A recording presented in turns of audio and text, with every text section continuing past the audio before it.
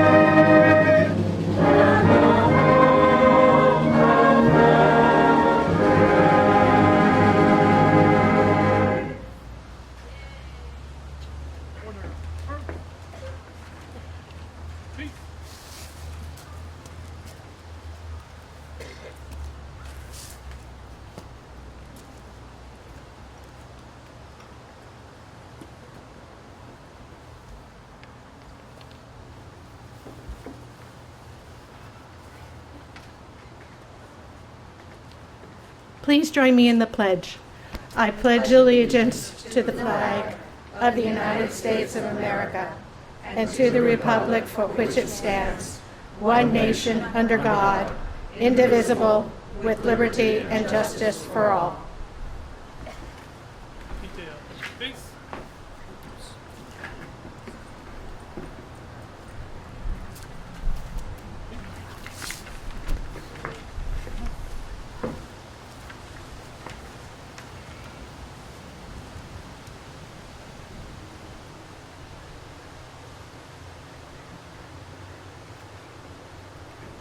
Please be seated. Please let me introduce my colleagues on the dais here today. On my left are Councilmember Cindy Silva and Mayor Pro Tem Luella Haskew. We are also pleased that Supervisor Candace Anderson and Supervisor Karen Mitchoff are here. In the front row, we welcome Celestina Garcia, the representative of Congressman Mark DeSaulnier, Cindy Chin, representative of Assemblywoman Catherine Baker, and Suzette Atkins, Navy veteran and representing here today Assemblywoman Susan Bonilla. City Manager Ken Nordoff is also here to help us observe this important day. We are pleased that Reverend Dwayne Michael has joined us for the 12th year and will deliver the invocation, after which our Walnut Creek Concert Band will play Eternal Father, Strong to Save. Reverend Michael.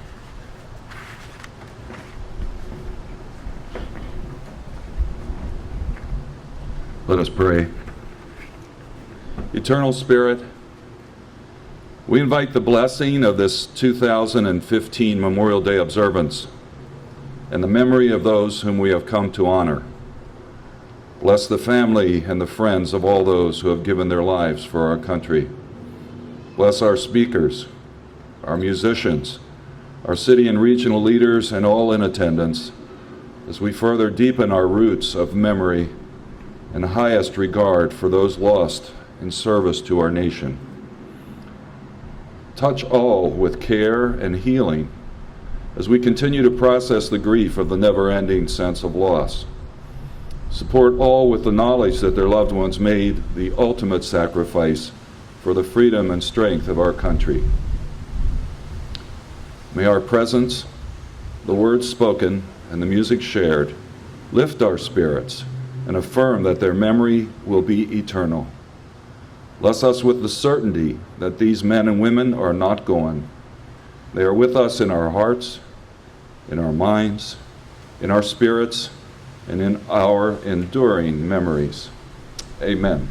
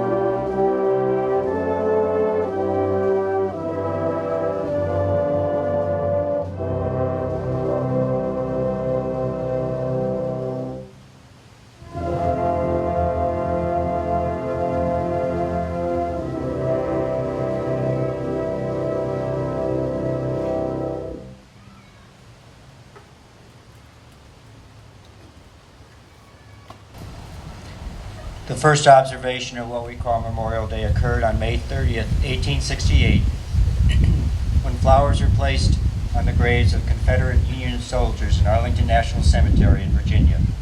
After World War I, the day was changed to a day honoring all of those who died in a war, in any war.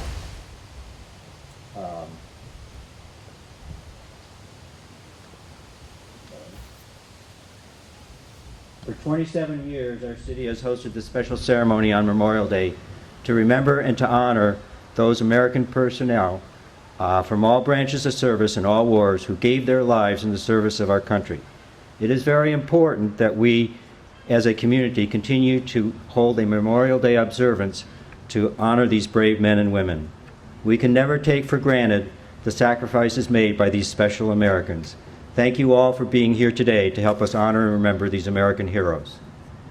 Across the street is our Veterans Memorial Plaza, and next to that plaza are plaques honoring the 64 men from Walnut Creek who died serving the United States in World War II, the Korean War, the Vietnam War, and the Iraq and Afghanistan wars. Please take some time at the end of today's ceremony to visit those plaques and see the names of those who died in the service of our country. Our incorporation as a city in 1914 coincided with the beginning of World War I. The 20th century was the bloodiest century in the history of mankind. In Civic Park behind me now, there's a large statue called the Hand of Peace that recognizes the importance of peace. The large open hand figure has a mural in the middle of the palm featuring a group of children. Above them, an inscription reads, "The children of the world shall inherit the hearth." The placement of this statue across the street from our Veterans Memorial Plaza reminds us as to why we sometimes have to go to war and why we should always treasure peacetime. As William McKinley, who was the 25th President of the United States and the last veteran of the American Civil War to be elected to that office, once said, "Let us remember our interest is in concord, not in conflict, and that our real eminence as a nation lies in the victories of peace, not those of war. Let us strive to make sure that the world our children and grandchildren inherit is one of peace." 2015 is the 70th anniversary of the end of World War II and the 50th anniversary of the beginning of the Vietnam War. Our speakers today will focus on stories from the Vietnam War, when 17 men from the city of Walnut Creek died. There are 20,000 Gold Star children who lost a parent in the Vietnam War. After our first speaker has finished, our Walnut Creek Concert Band will play Hymn for the Fallen. Dick DuBey is our first speaker. He was born and raised in Buffalo, New York. With a degree in business administration, he worked primarily in the agricultural equipment field, but during his professional career, he served a 27-year commitment to the U.S. Army and the Army Reserve. From 1962 to 1981, Dick served as an instructor trainer and as the command sergeant major of a basic combat training brigade and a combat engineer training brigade in the 98th Division of the U.S. Army. After moving to California in 1981 and until his voluntary separation in 1987, Dick served as the command sergeant major of the U.S. Army Reserve Training School located in Pleasanton, California. Dick officially retired from the Army Reserve in 1998. Since 2007, Dick has been an active volunteer with the Community Emergency Response Team program in the city of Walnut Creek. He served as an area coordinator for his neighborhood, and since 2009, he has been the CERT training coordinator for the entire city. He has coordinated and conducted 13 basic training sessions for nearly 650 CERT volunteers who help keep our community safe. Dick will read excerpts of some letters from Kenneth Hurst, a 21-year-old Marine who died in Vietnam, and will provide some of his own observations. Mr. DuBey.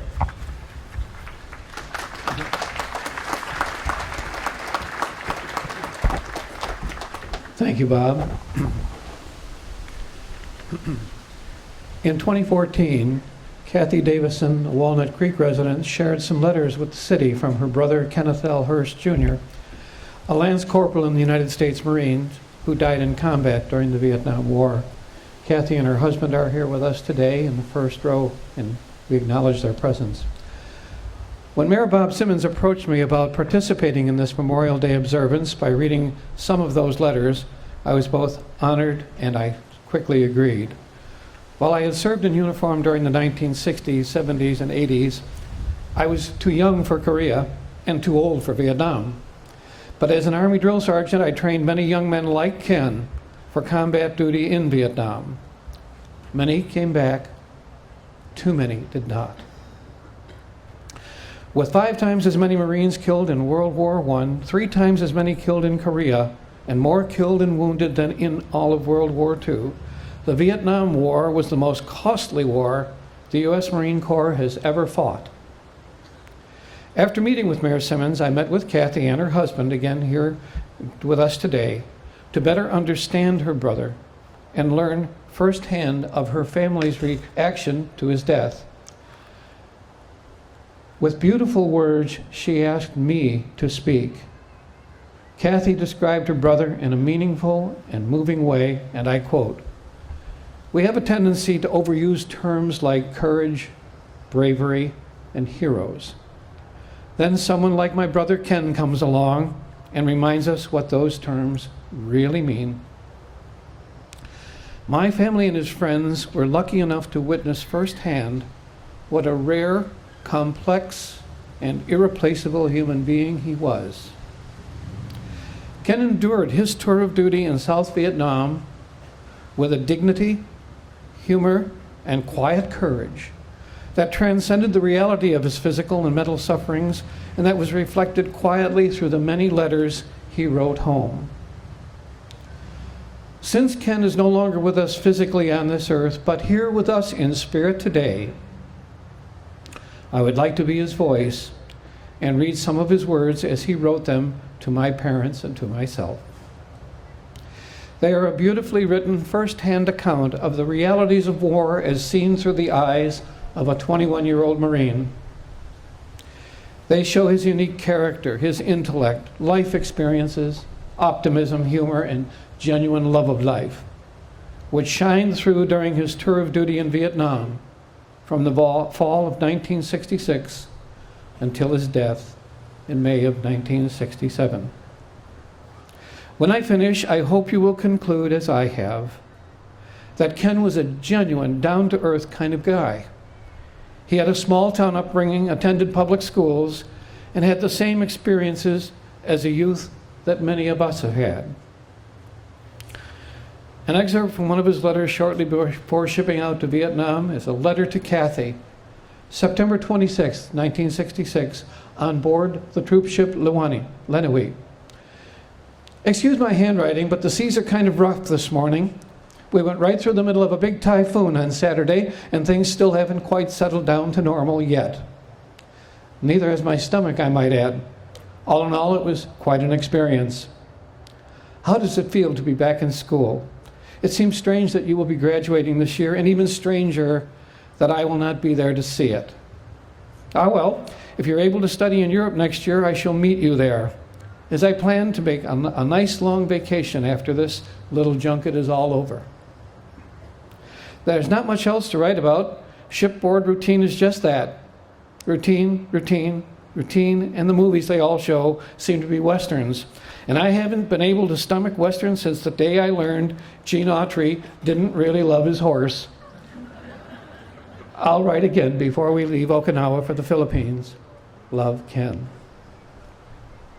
Letter to Kathy, October 1st, 1966, Okinawa. Unfortunately, the character of this war is changing rapidly. No longer are we contending with small guerrilla raids and harassment from snipers. The day of the Viet Cong is nearly over. Today we are fighting North Vietnamese regulars who form up into large conventional warfare units in the demilitarized zone and move south, engaging in large-scale conflicts. In short, the ground war is escalating rapidly towards another Korea. While we are killing many more enemy than ever before, we are also losing our share of men. I would be a liar to claim that the prospect of going into this sort of combat did not frighten me. Letter to Mom and Dad, November 3rd, 1966, on board the ship Iwo Jima. I understand that the standard Vietnam War tour has been, or will be, cut down to 12 months, which should get us back in September. I hope so. I also hear combat pay is to go up $100 a month in January, and that too would be nice. But at any price, they're getting a bargain for their money. I read in Stars and Stripes yesterday that the North Viets are staging a huge buildup just over the border, probably in Cambodia too, and would like very much to capture Quang Tri province, but it was thought they would settle for the annihilation of a battalion of Marines. Oh, brother, it looks like we may become veterans pretty fast. Say hello to Vic for me. I miss her too. Love, Ken. Letter to Mom and Dad, December 1966, somewhere south of the DMZ in South Vietnam. This morning I went to the river to wash off the blackening from my face and hands and got all cleaned up and washed my utilities. Now if I can get a couple of hours sleep, I will feel great. I never knew one could function so well with so little sleep. I guess being scared stiff half the time helps somewhat. Have a good Christmas, and excuse me if I cannot write as often as I would like to. Letter to Bob and Dad, December 17th. Personally, I just wish our first week northwest of Phu was over. Actually, I wish our 13 months were over, but the first week of the heavy stuff will be about the worst. Believe me, I was scared stiff the first time some live rounds whistled over my head, but like most things, you can learn to live with it. I will miss you all very much this Christmas and the months that are to follow. But the last thing I want you to do is worry about me. Next Christmas I'll be home again and all this will be over. Letter to Mom and Dad, December 23rd, 1966. That's only a very capsulized summary of the action here. Actually, there's been a lot more. And the worst part for me is, as an interpreter, having to go into the squalid huts and bring the crying children and diseased people out.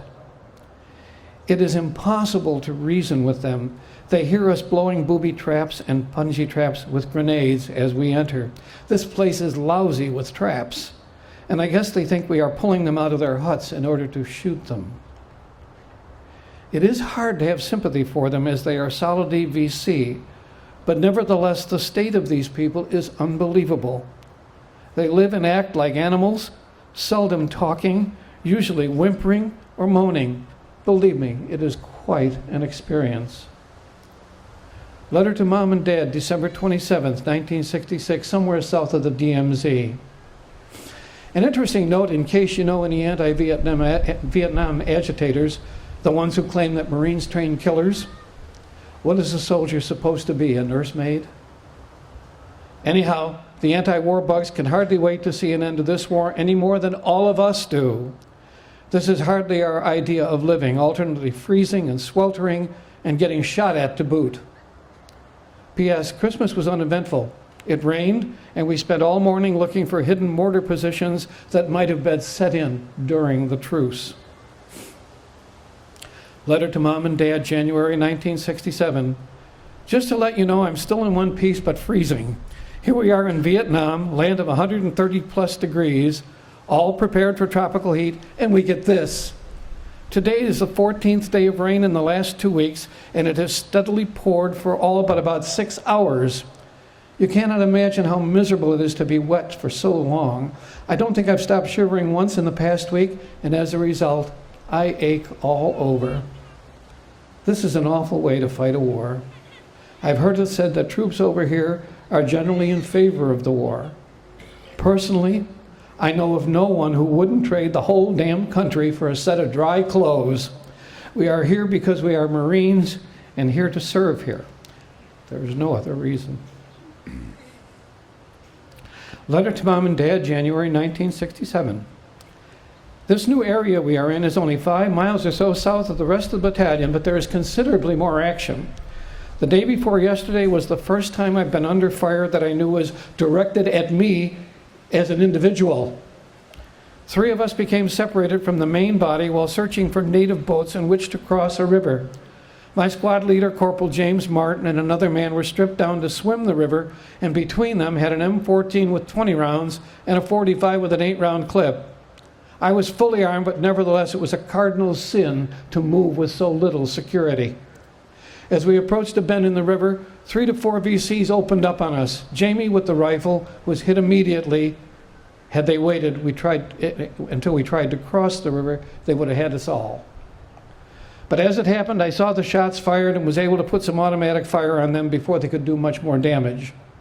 I'm pretty sure I hit 1 or 2, but by the time we got reinforcements up and finally crossed the river, they had all disappeared. Jamie was hit in the thigh, not too serious, so he should be relaxing in a clean, dry bed by now. But I was pleasantly surprised at how well I was able to perform. I guess getting up and moving under fire is a lot like getting out of a warm bed on a cold morning. You just have to make up your mind to do it and hang the consequences. P.S. Enclosed finally is my income tax statement. I hope my affluence doesn't shock you. Wage and tax statement for 1966, $1,086.77.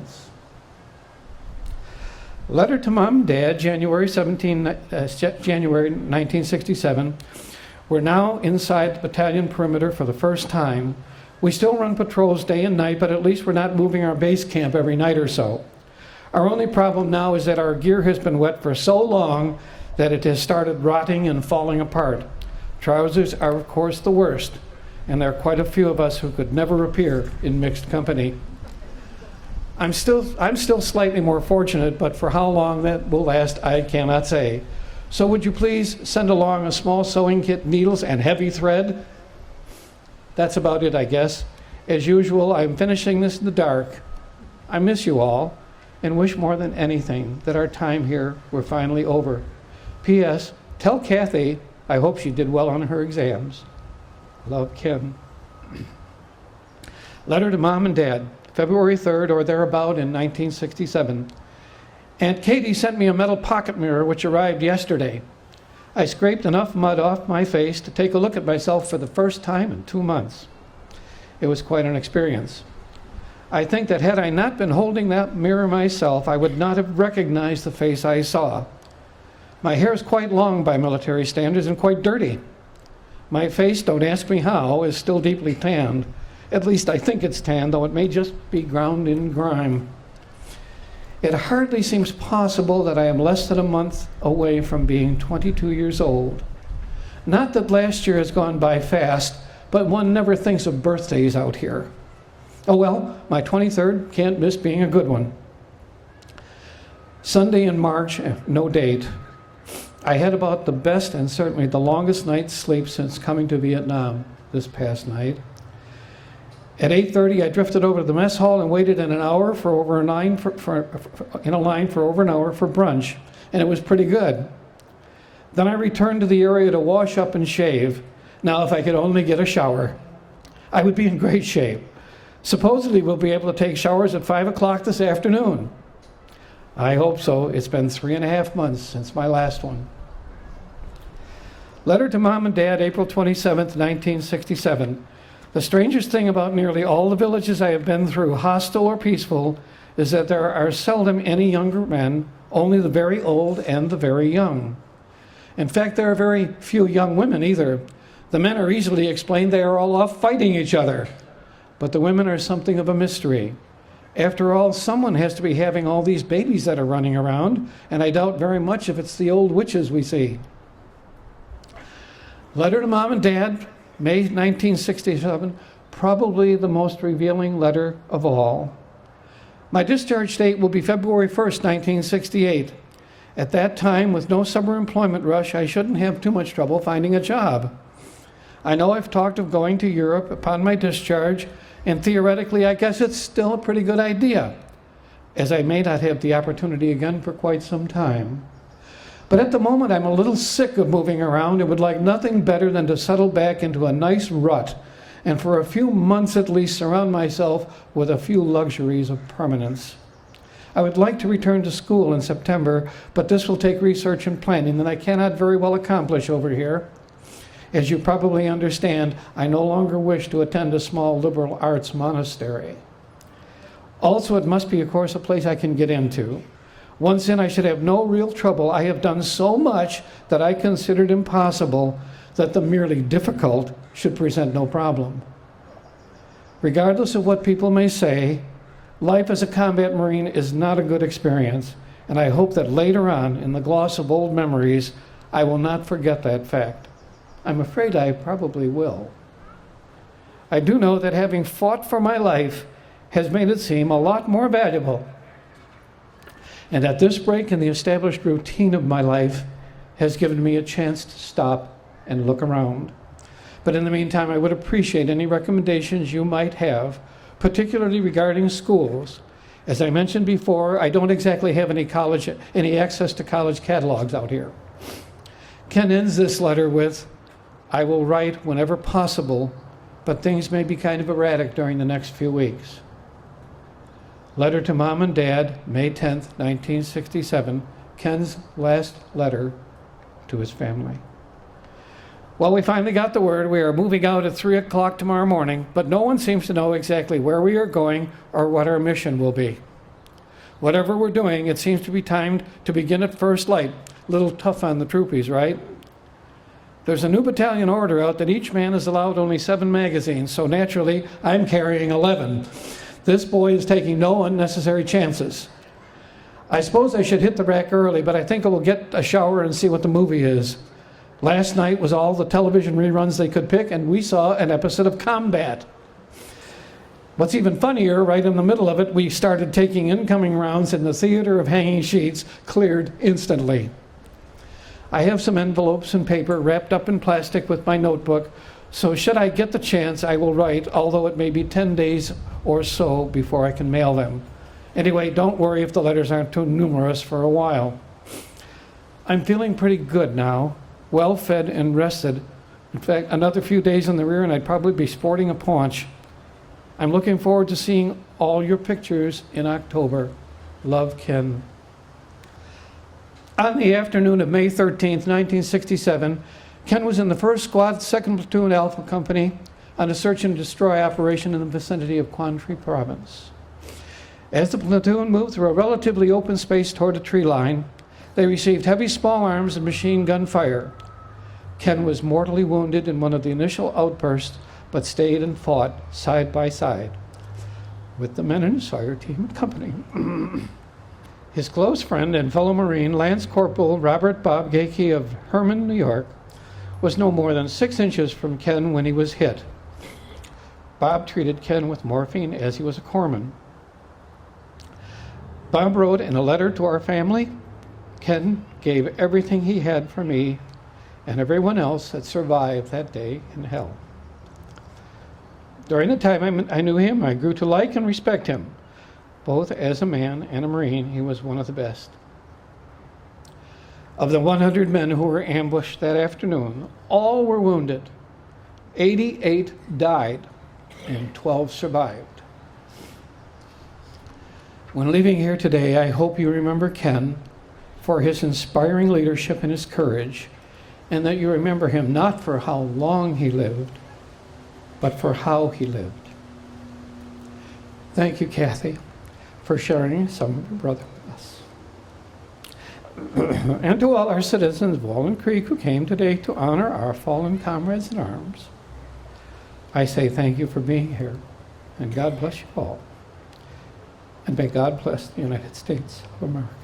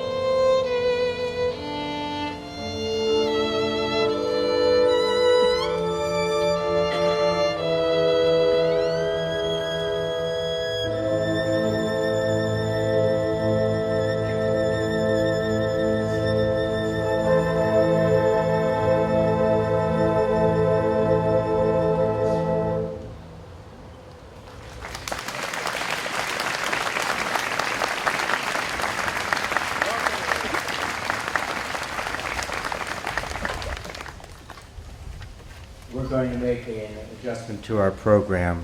Shortly before the commencement of today's ceremony, Pat Riley, who is from Redondo Beach and who is in Walnut Creek because of the death of her mother, came up to me and asked if we would read portions of some letters from her brother, who was the first person from Walnut Creek to die in Vietnam. I've asked Mayor Pro Tem Askew to read what Pat Riley has provided us.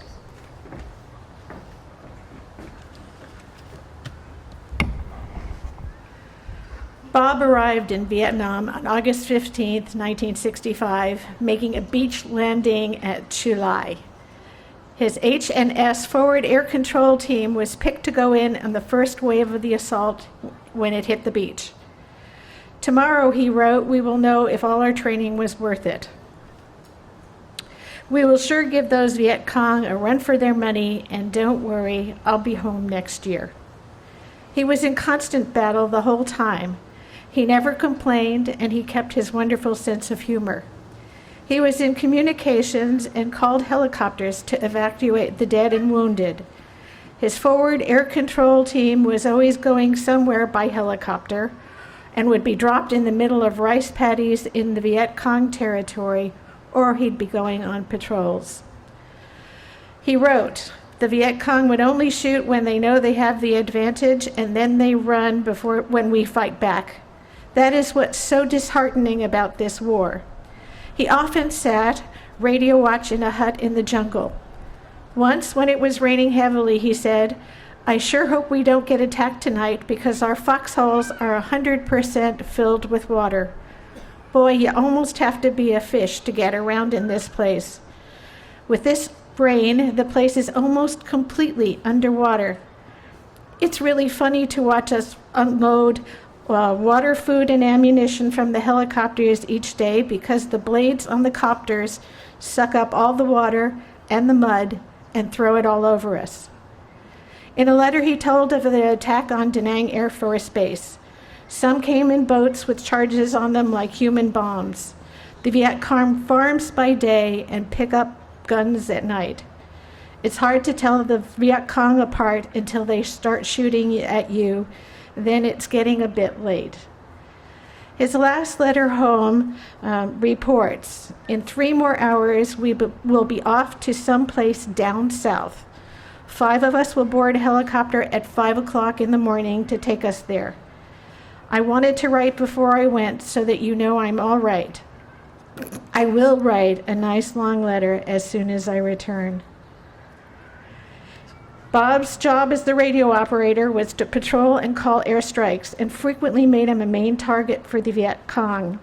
During the last battle, Bob called for air support, and while waiting for the promised reinforcements, was killed in action against hostile forces at Quai Son, Vietnam, December 9, 1965. He was only 20 years old. Bob's commanding officer in Vietnam said Bob was a fine Marine. As a member of the forward air control team, I came to know and respect him. You will always be sad, but you can also be proud.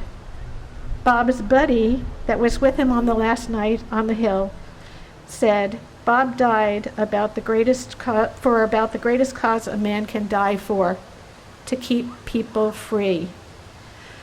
Bob's mom just died recently, as you heard from Mayor Simmons. And when she asked him why he was enlisting, Bob's reply was, they make men of you. Thank you, Pat, for sharing those memories.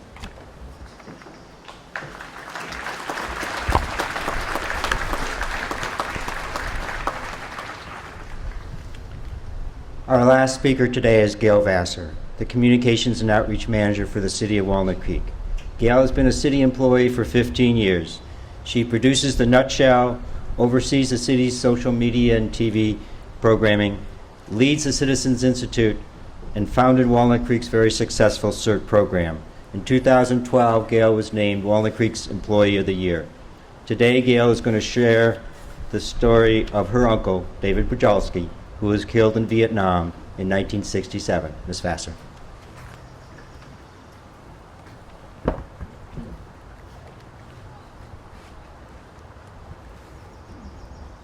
My Uncle David was a giant of a man.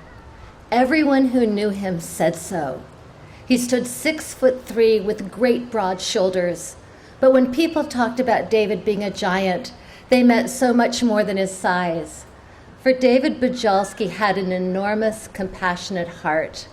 He loved his family, his faith, and his country. David was born on August 18, 1940, in Story City, North Dakota. He was the sixth of 6 children born to Gladys and Jack Bujalski. And like most of us, David's parents played a strong role in the man he became. So I want to tell you just a little bit about them. Gladys was the daughter of homesteaders who settled in northern North Dakota and crafted a farm out of the prairie there. Gladys was sweet, smart, and a little bit sassy. She grew up to be a school teacher, and her first years were teaching in a one-room prairie schoolhouse. Jack was born in a tiny Polish village that had been occupied by the Russians for more than a century, and the Russians did not allow them to have any outward sign of their Catholic faith. But Jack's dad, Peter, refused to follow that rule. He would build giant crosses and put them out around the countryside at night. In 1910, Peter received word that he was about to be arrested by the Russians, and so he fled the country, leaving his family behind. 2 years later, he had earned enough money to send for his family, and it was up to 12-year-old Jack to lead his mother and his younger siblings on foot across Poland. Hundreds of miles they walked, walking at night, hiding in barns during the day with the help of the resistance movement, until finally they were out of Poland, made their way to England, and from there sailed on to America. It's easy to understand with that kind of childhood experience that Jack Bujalski had just the strongest love and respect and admiration for his new homeland, and he passed that sense of patriotic duty onto all 6 of his children. Jack was a self-taught man who could make friends with anyone he met, and by the time David was born, he had worked his way up to being the depot master of the Sioux Line Railroad. So David and his siblings grew up in the second-story apartment in the train station. Because David was the youngest, they called him Little David. But Little David soon outgrew that nickname because he soon outgrew his brothers and his sisters. The development of his character kept pace with his physical growth, and he became known for his outgoing temperament, his positive attitude, and his exuberant ways, something that came in handy when he would take care of his nieces and nephews. 2 of those nieces reached out to me when they heard that I was going to be talking with all of you about our Uncle David. "Tell them," wrote my cousin Terry, "that Uncle David was the best babysitter ever." "He was so huge and yet so gentle and kind," wrote my cousin Chris. "We had so much fun with our gentle giant, Uncle David." David had a strong faith in God, and he spent the last 3 years of high school at St. John's in Minnesota preparing for the priesthood. But halfway through his senior year, he decided he didn't have a calling to be a priest. He spent 2 more years at St. John's University studying physics and trying to decide what it was that he was meant to do.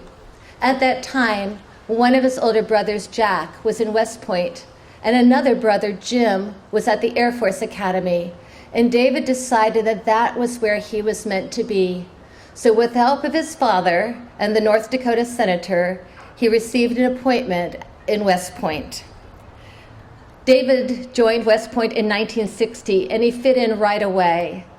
He was on the dean's list every semester, but he also found time for fun, such as being on a water polo team. His classmate, Jack Murray, wrote about David's water polo prowess in his book, Fallen Warriors, West Point Class of 1964. "It was basically a one-man team," said Jack Murray. 90% of the goals were Dave's.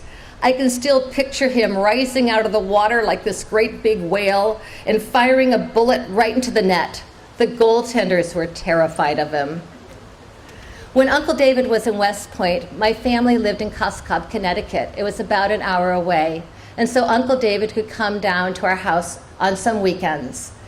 He was just so much fun to have around. That first Christmas that we were in that house, my parents splurged $5 whole on an extra tall Christmas tree. But try as hard as my parents could, they even moved the kitchen table in and tried climbing on top, they could not get to the top of the tree to put the star on top. So my Uncle David arrived, and he just got on that table and reached up just so and placed the star right on top. My little sister Erin and I thought he was amazing.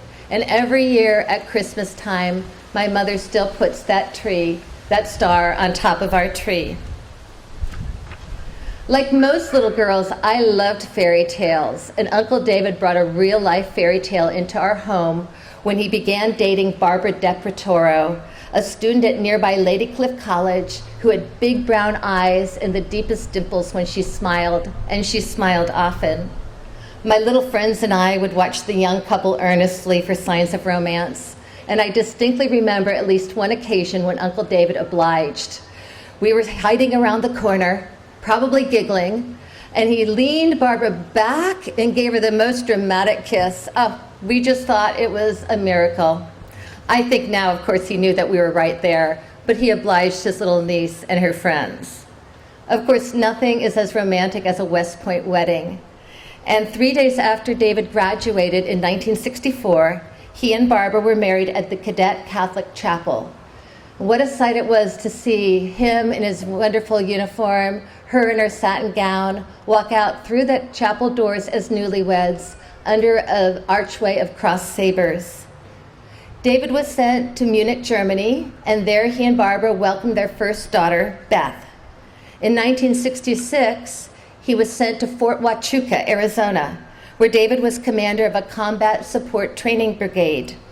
The war in Vietnam was well underway by that time, and David felt that since our country was there, there was a job to be done, and that he, David, had a duty to do it. So he voluntarily transferred to the Corps of Engineers in June 1967, and he left for Vietnam from California on August 7th. My family had moved to San Jose by that time, and nearly all of the Bajalski siblings, along with my Grammy Gladys and a multitude of cousins, converged on our San Jose home to send Uncle David off properly. It was a wonderful time full of fun and laughter and memories that thankfully last a lifetime. Here is one my mom shared with me just a week ago. Uncle David was set to deploy at 4 a.m. on Saturday morning. So Friday night, he got dressed in his full captain's uniform, and then he asked my mother if they could go to our nearby church where they were doing a Friday night novena, and the two of them went. When they arrived at the parish church, there was no altar boy to serve. So my Uncle David did what he did for his entire life. He saw a need, and he volunteered to fill it. My mother says the sight of her baby brother, now a tall, strong man in his full captain's uniform, serving as an altar boy, remains one of her most precious memories ever. My memory of Uncle David at that time stems from the fact that I was no longer that giggling 6-year-old girl, but a predetermined preteen who was dressed in go-go boots and short skirts. And my Uncle David took one look at me and said to my mother that no way would he ever let his daughter Beth dress like that when she was a teenager. And my mother basically said to him, you know, when you have a teenage daughter, you get back to me on that. However, my Uncle David never had a chance to have a teenage daughter. For on August 15th, 1967, just 8 days after he arrived in Vietnam, David Bajalski was killed by a sniper's bullet while doing reconnaissance in a helicopter. I was home that August evening when the call came in that Uncle David was dead.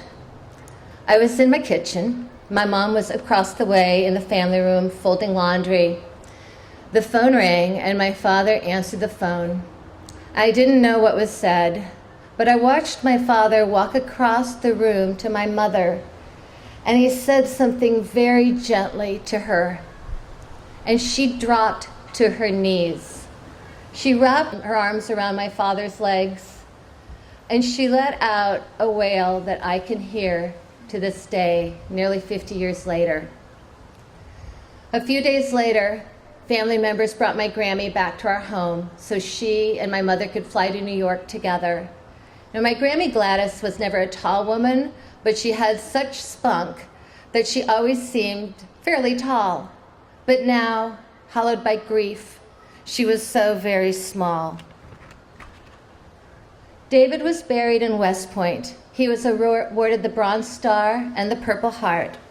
His daughter, Kathleen Ann, was born 2 months after he died. You know, when you lose someone you love so dearly, people tell you time heals, but the reality is no amount of time is ever going to fill the void that that person left. But time does have a way of softening the sharp claws of grief. Life may be altered for always, but it continues, and it can be good. David's widow, Barbara, met a wonderful man, Jack Drenane, who was brave enough to come to a Bajolski family reunion before they got married so we could all check him out. He embraced the Bajolski family as his own, and he adopted my cousins Beth and Kathleen. So David's daughters got to grow up with a living, healthy, wonderful father in the home, and they also grew up with memories and stories of Daddy David. When Beth's first son was born, she named him David. Earlier this year, the remaining Bajolski siblings gathered in Arizona for some time together in the sun. Barbara, Beth, Kathleen, and young David joined them there. The four of them took a side trip to Fort Huachuca, where David had been before he was sent to Vietnam. The sports field there has been renamed Bajolski Field at the urging of the men who knew and loved my uncle. And this trip was a chance for his grandson and namesake to see that field. When they returned, my mother asked young David what it was like to see Bajolski Field. He told her that he'd always heard stories of Daddy David, but that seeing the field with the monument built in his grandfather's name by the men who cared about him brought him to life in a new and profound way. It was awesome, he said. Awesome. You know, that's one of those words that can mean so many things, and with most people these days, it means really cool. But it also means something else. It means powerful, mighty, and awe-inspiring. The sacrifice that our servicemen and women are willing to make, that is an awesome thing. And the responsibility that we, the living, have to remember them and what they did for us is also awesome. So please join me for a moment of silence as we remember Ken Hurst and Bob and my Uncle David and all the brave men and women who have given their lives for our country.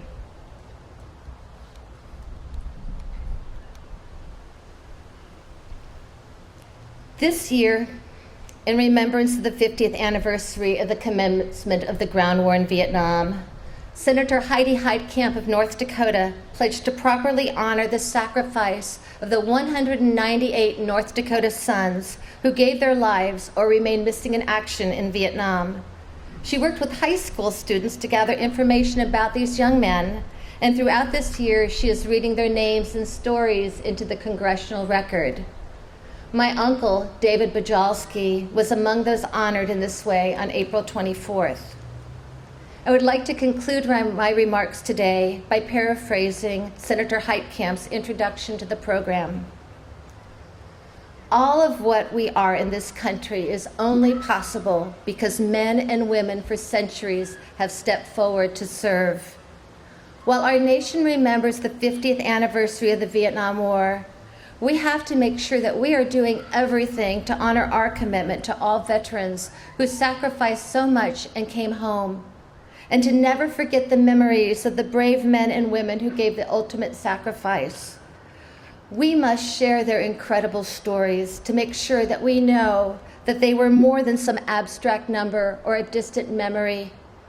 They were sons and daughters, fathers and mothers, brothers, sisters, friends, and uncles, brave soldiers who left loved ones and families behind to give their lives for their nation. And so I want to thank all of you here today for letting me share the story of my Uncle David so that just for this moment and this suddenly sunny day in this beautiful park. He is alive and with us here. Thank you.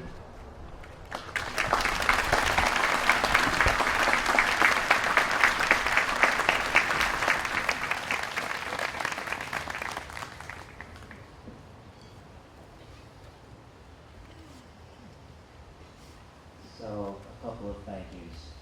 Thank you first to Ms. Davison for sharing the letters from your brother, and to Mr. DuBey for your eloquent reading of them and your additional observations. Thank you also to Ms. Riley for sharing the information that you did about your brother as well. And finally, thank you, Ms. Vassar, for sharing the personal story of your family and for all your, when your uncle was killed in Vietnam, and for all your additional comments and observations. You have all contributed significantly to make this a very memorable and moving ceremony, and I thank you. I also want to thank the Walnut Creek Concert Band and musical director Harvey Bensing for their appearance here today and for their performance at all of the Memorial Day and Veterans Day ceremonies that we have had since 1988. What a remarkable appearance and performance by you over these years. Please give them a round of applause.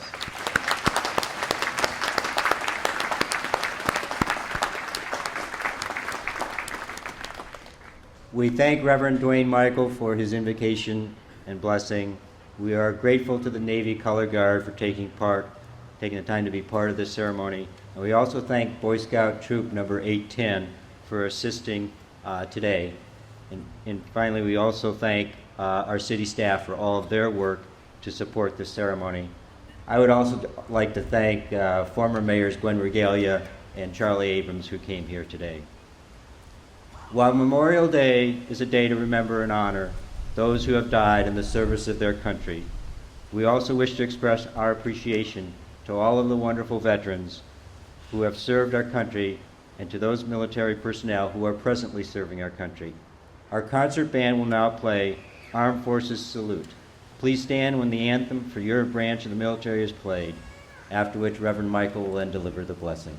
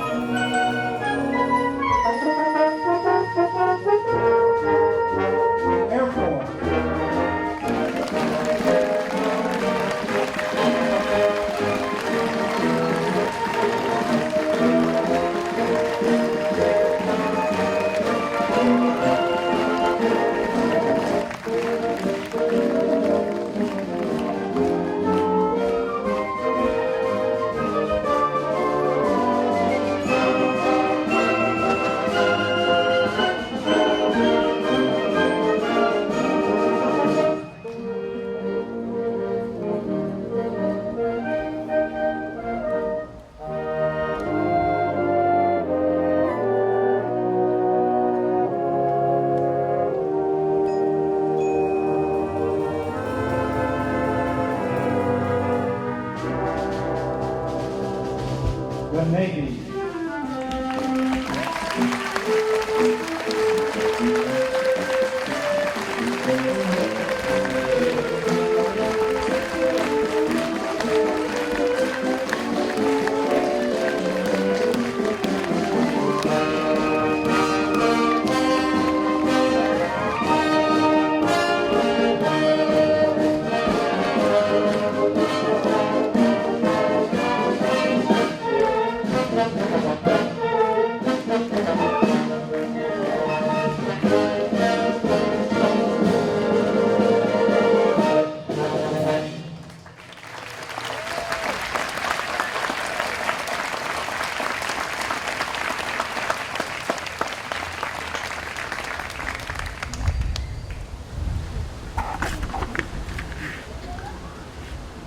Eternal Spirit, bless the memories, feelings, and music shared here today.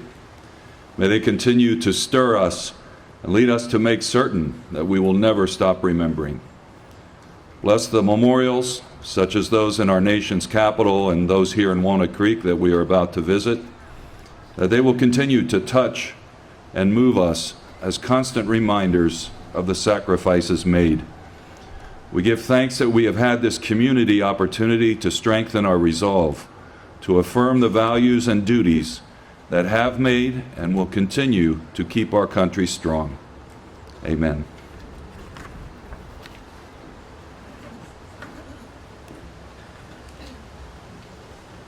We will now proceed over to the Veterans Memorial Plaza for the placing of the wreath, after which we will observe a moment of silence before the playing of taps and the lowering of the flag to half-mast. Please follow and join us in this part of today's ceremony. In conclusion, I want to thank all the speakers today, the concert band, and everyone that helped do this for today. But I also want to thank all of you who came here today to help us honor and remember all of those who died serving their country. Would the honor guard, color guard, please proceed? Thank you.